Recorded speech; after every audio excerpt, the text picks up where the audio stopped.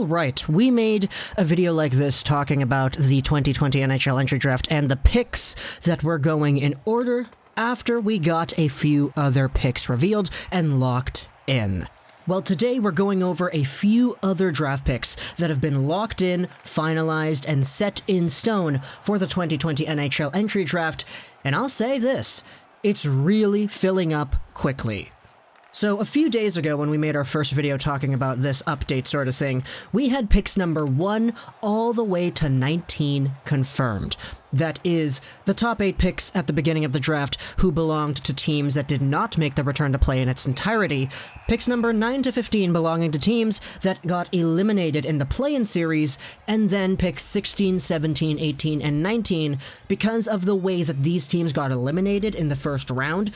It really kind of put everything in place as to where the draft order would go because via reverse points percentage, these teams were the ones in order. We also had the Vancouver Canucks pick, which was confirmed 2 days ago when they lost Game 7 against Vegas in the second round. That pick is going to 20th overall. We also had Columbus's pick that was confirmed much earlier because they lost to Tampa Bay in the second round. But with yesterday's result of the Philadelphia Flyers losing to the New York Islanders in Game 7, we have ourselves what is now officially the top 27 picks all confirmed.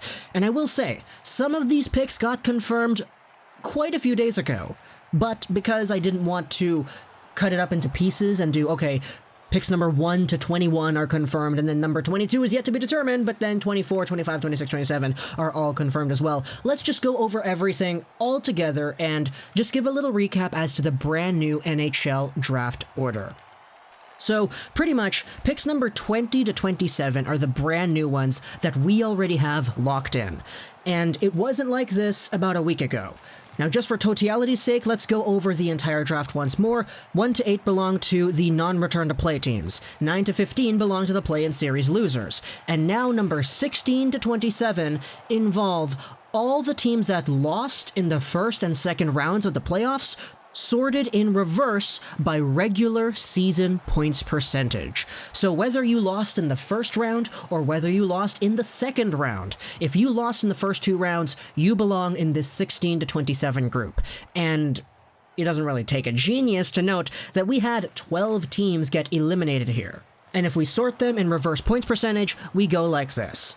Montreal lost to Pittsburgh, their points percentage in the regular season was a flat 1, so they're 16th. Chicago was another bad team that eventually made the playoffs, they lost to Vegas in round 1, they're 17th. Arizona got absolutely demolished by Colorado, they're 18th, but that pick belongs to the New Jersey Devils because of the Taylor Hall trade. Calgary lost to the Dallas Stars in the first round, their points percentage was 1.129, they're 19th.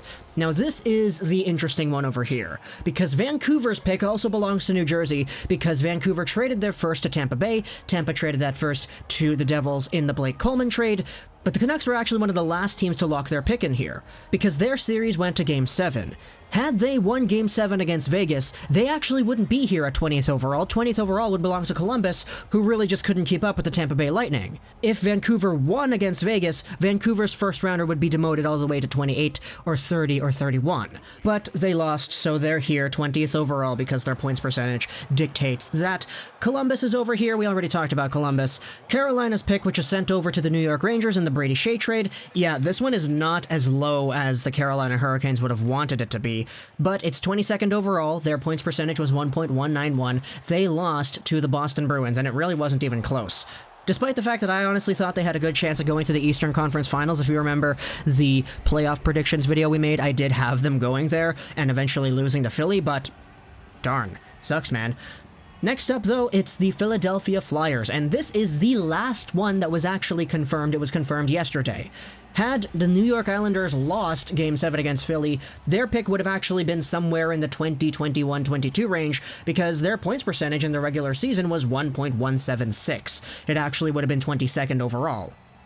But the Flyers are a team that won the round robin, they were one of the higher seeded teams in the entire East, and they eventually lost in Game 7.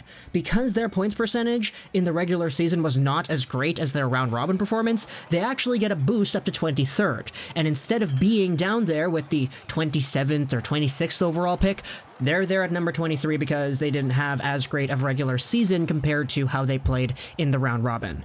I will say, though, they were really strong, 9-1-0 at the end of the regular season, and then absolutely taking the round robin by storm. They certainly were a good team towards the end that just could not get matched by Barry Trotz's defensive-style hockey.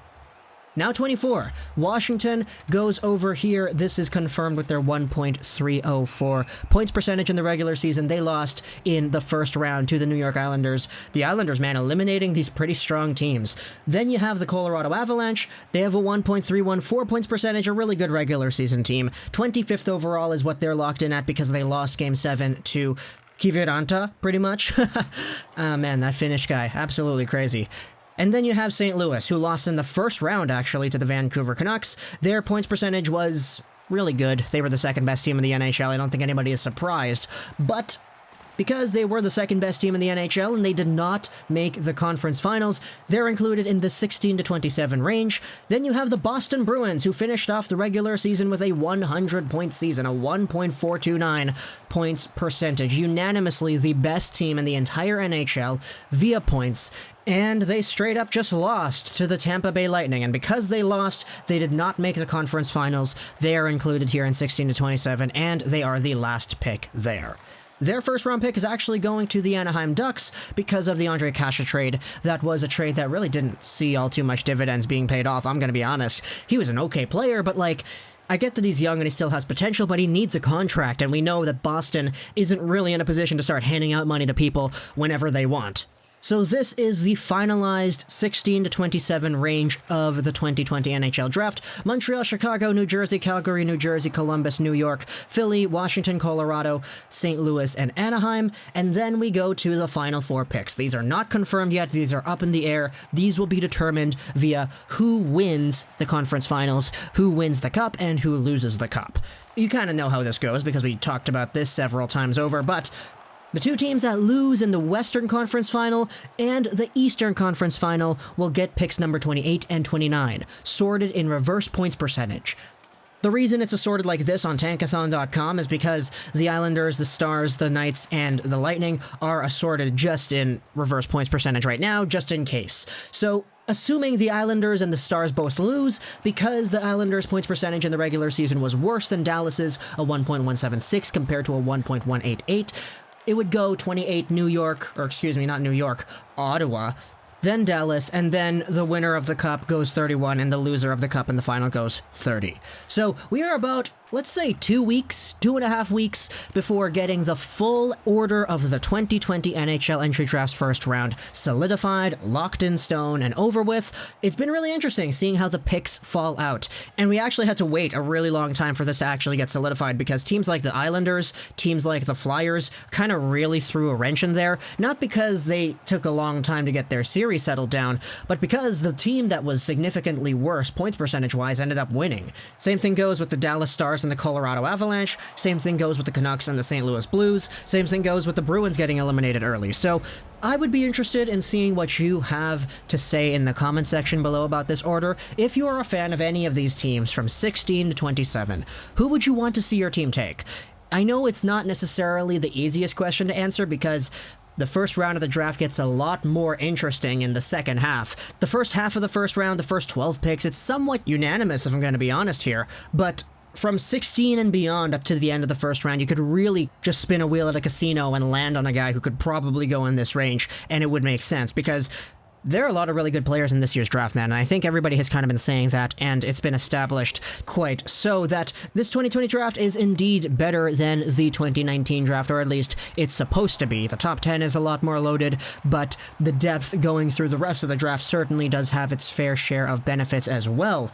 So even if you're a team like Anaheim, picking 27th overall, or you're a team like the New York Rangers with another first-round pick at 22nd, you guys are probably going to get a really good prospect. And for the teams that have several firsts, like the Ottawa Senators or the New Jersey Devils, the Devils have 3 in the top 20, the Sens have 3 in the first round, you guys can take risks with your draft picks because you got so many of them that you might as well just throw a dart on the board trying to get a guy who has a boatload of potential. We talked about that in yesterday's Ottawa Senators Tyson Forrester video, so if you want to check that out, go ahead and check that out.